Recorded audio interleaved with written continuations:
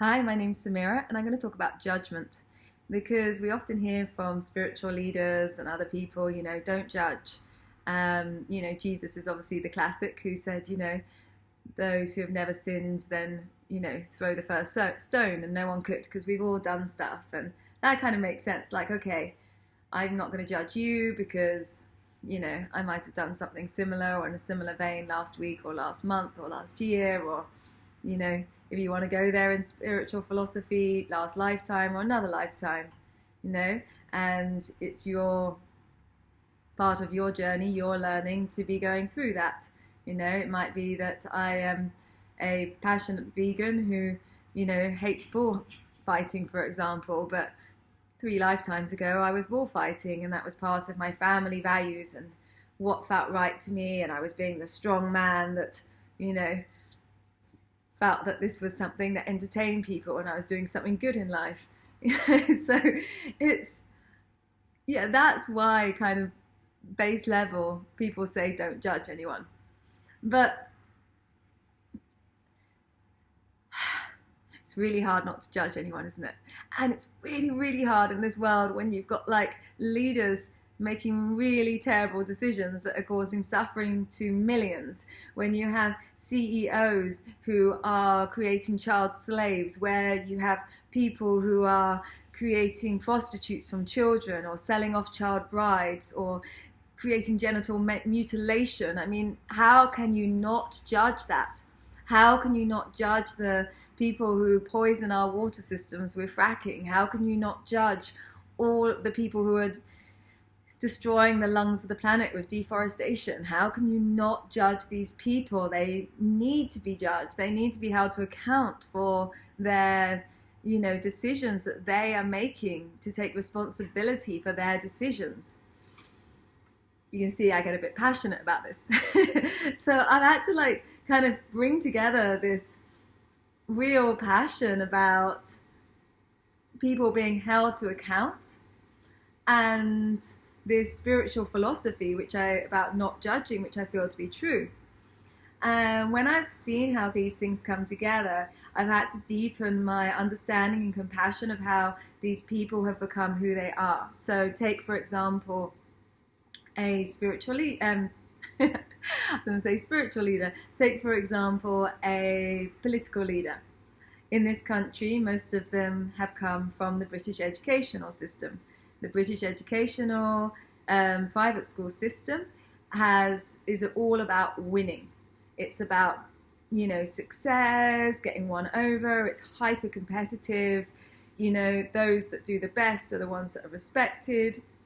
It's completely designed to kill any emotions. You take a young child, you put them in a boarding school, they're separated from their mother, their father, their family guidance. They are told to follow the rules and follow the rules and follow the rules and not be emotional. If you cry, then you're considered pathetic, and you have to very quickly learn to suppress your emotions and get on with life. This is a deliberate system designed for the warmongers and colonial leaders, and it's still alive and well in our current private educational system. So when I see a politician making decisions from a place that just seems almost psychopathic, I can understand that it's not necessarily their intention to be that, but that they lost connection with their emotions, with their intuition, with their feeling a long time ago, and they were programmed to be able to make decisions on a very cutthroat kind of level, where it's all about the bottom line, about the numbers, about getting it right, about being the big man, about the ego. So I don't hate that person. I hate the system that created them. I'm not going to hold that person in judgment. I'm going to understand where they're at and why they are like they are. And if I want to put my energy into changing something, it's not going to be into attacking them. It's going to be in attacking the system that created them. And we can see this bastardization of our human nature through so many systems. the amount of people who've gone to war through religious beliefs, the amount of people that make decisions because of nationalism or socialism or their family beliefs or whatever it is. Like, these things are running us. And I can't judge anyone who makes decisions based on these things, because that's frankly how the whole world is working at the moment. And if I hold them in judgment, all I'm doing is separating myself from them. I'm saying, well, I don't like you because you are doing that. Whereas actually, if I can be like, look, I love you, I understand where you've come from, and I want to hold a space for you for where you're going. And when I say where you've come from and where you're going, it's kind of, I suppose, getting back into a philosophy that I believe in, that we've all come from this absolute space of love. We are all designed, interconnected together as this one energy, this one divine, godlike energy. And we've come down to this planet, and we've literally then gone separated and done all of these individual crazy things and crazy decisions. But these things we are discovering do not serve us. They may give us short-term relief, they might be good for a moment, but we feel the consequences of our action, we feel the karma, and over time we move back to a space where our actions are for the greater wholeness of one, humanity, love.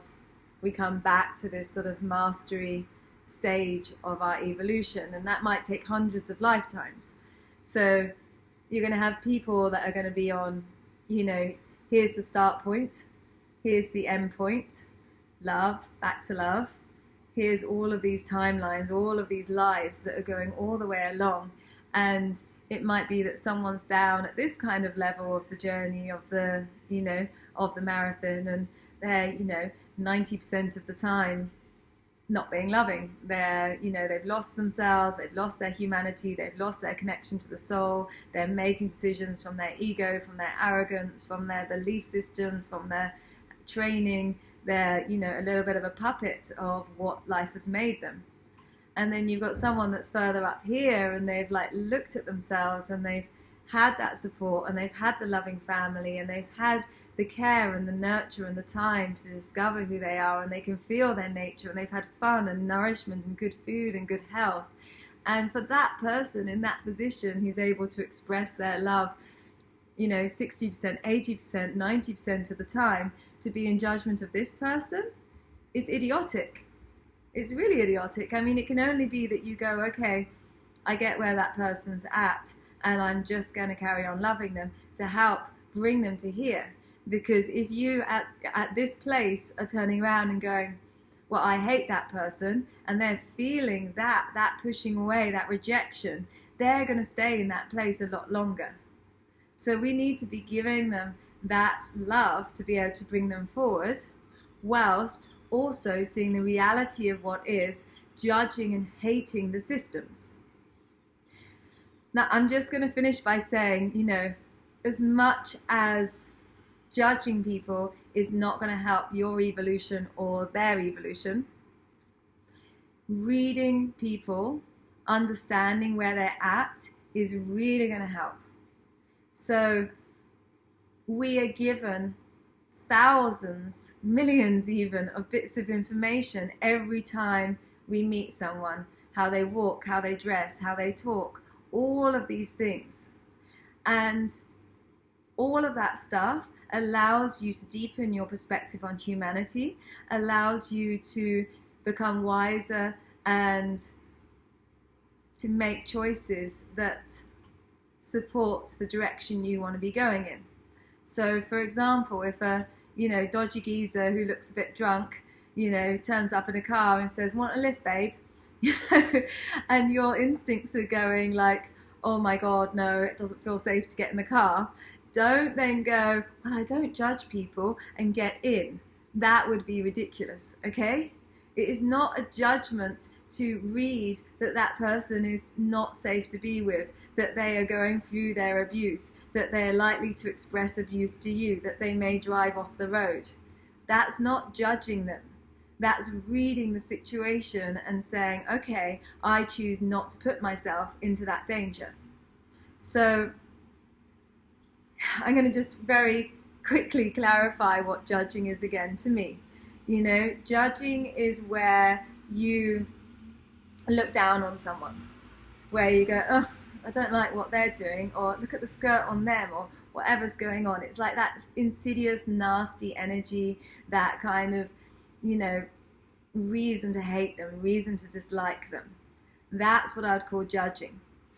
That reading of a situation where you're like, wow, you know, that person looks really lost, and that person's really stressed, that person is really this, that person's really that, isn't judging them or labeling them. It's just actually understanding where they're at within humanity at that moment, and being honest with your reading of yourself and developing your reading of yourself, which is going to help you to grow and mature as a person. So happy judging. I mean, happy not judging.